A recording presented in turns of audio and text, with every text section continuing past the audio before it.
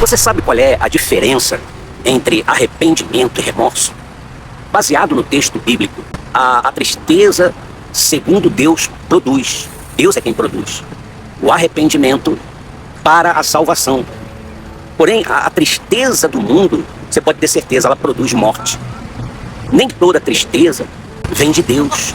Existem pessoas dentro das igrejas que elas até choram, sentem, elas carregam dentro do coração culpas. Existem pessoas, meu querido, que até dizem que erraram. Eu errei, para que eu fiz isso? Poxa, mas nem todas elas de fato se arrependeram de verdade.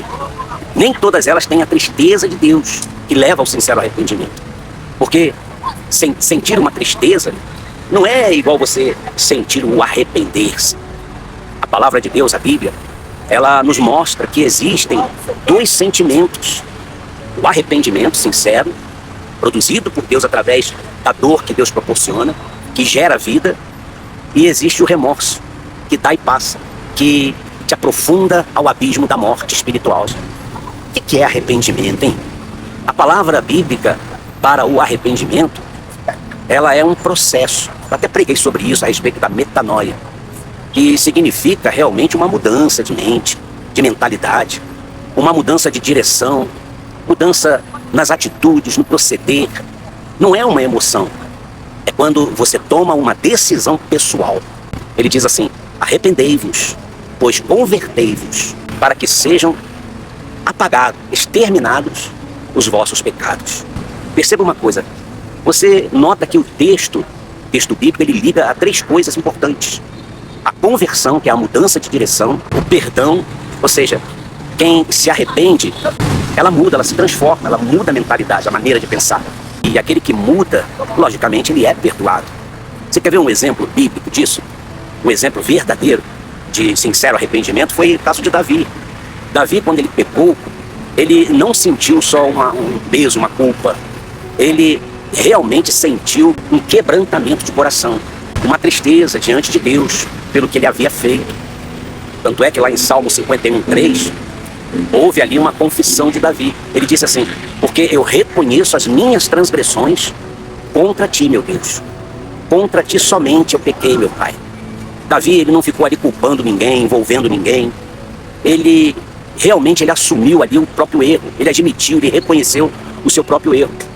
E depois, então, ele entrou com um clamor perante a Deus. Lá em Salmo 51:10, ele clamou o seguinte, clamou dizendo: ó Senhor, cria em mim, ó Deus, um coração puro, um coração forte. Isso é o arrependimento sincero. Isso é você, de fato, reconhecer o pecado, confessá-lo, confessar o pecado. Nasce o desejo voluntário de uma mudança, de conversão. Por isso que Davi, ele foi restaurado. O que é o remorso? Vamos entender o que é o remorso. O remorso é uma culpabilidade momentânea, é um peso emocional, um desespero, uma autocondenação que não dura muito tempo. Aquilo ali passa, você esquece e torna a fazê-lo de novo. É uma autoculpabilidade, mas sem nenhuma transformação. Você percebe que o remorso, ele dá e passa. Você já percebeu isso? É um remordimento. Ele disse assim: então Judas trouxe arrependido, ou seja, de remorso, as 30 moedas que ele havia recebido para entregar a Jesus. Judas ali, ele sentiu culpabilidades. Mas a gente pode observar uma coisa: ele não buscou o perdão do Senhor Jesus. Ele não fez a confissão do seu erro, do seu pecado. Ele não se voltou para Jesus, ele não se converteu, ele não mudou de direção. Ele cria apenas na misericórdia. O remorso levou Judas a cometer suicídio.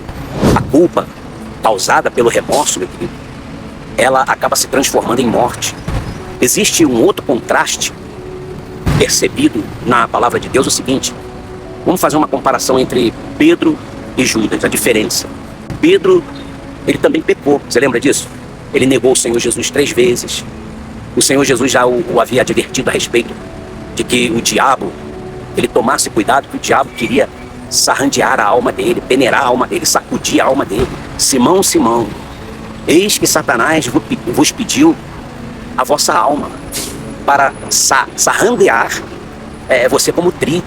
te sacudir, sacudir a sua alma. Eu, porém, palavra do Senhor Jesus, roguei por ti, para que a tua fé não desfaleça. Mas houve ali uma grande diferença. E saindo Pedro para fora, chorou amargamente. Ou seja, a tristeza de Deus perante a Deus. Pedro chorou, mas ele se voltou para o Senhor Jesus.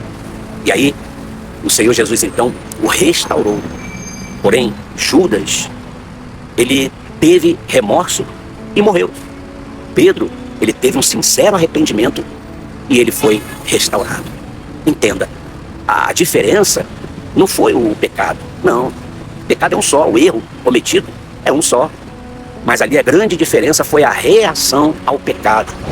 Compreenda bem, a tristeza segundo Deus e a tristeza segundo o mundo. Vamos voltar ao texto base. Ele fala tristeza segundo Deus. Isso realmente nos faz reconhecer o erro.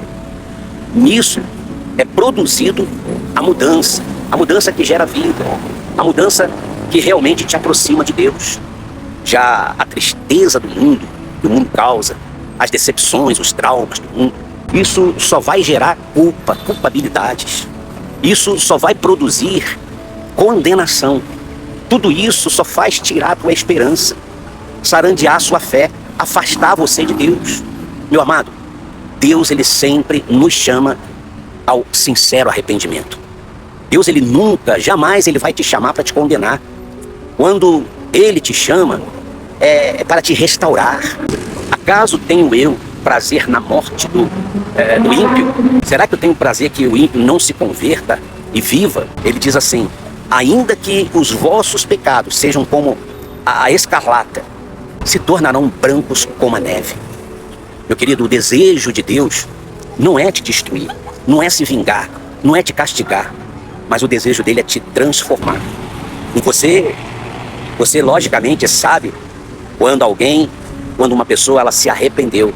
Você sabe quando uma pessoa se arrependeu de fato, quando ela abandona a prática do pecado, quando ela confessa, quando ela reconhece os seus erros, admite os seus erros, sem justificar, sem culpar ninguém. Ela se volta para Jesus e busca a aceitação de uma correção, da exortação. Essa pessoa, ela floresce e ela produz novos frutos. Diz assim: o que encobre suas transgressões nunca prosperará, mas o que as confessa e as abandona, as deixa, alcançará a misericórdia de Deus. Ele diz assim: confessa e abandona e deixa. Não é só você falar, é abandonar, não. Eu vou deixar, eu não vou mais fazer isso. É você de fato abandonar, não tornar atrás, não voltar àquele pecado. O pecado, a transgressão, que é o pecado consciente, existem hoje em pessoas dentro das igrejas.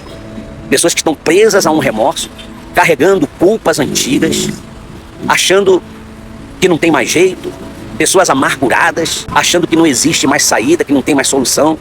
Mas ouça, Deus te trouxe aqui para te dizer: filho, não é remorso que eu quero.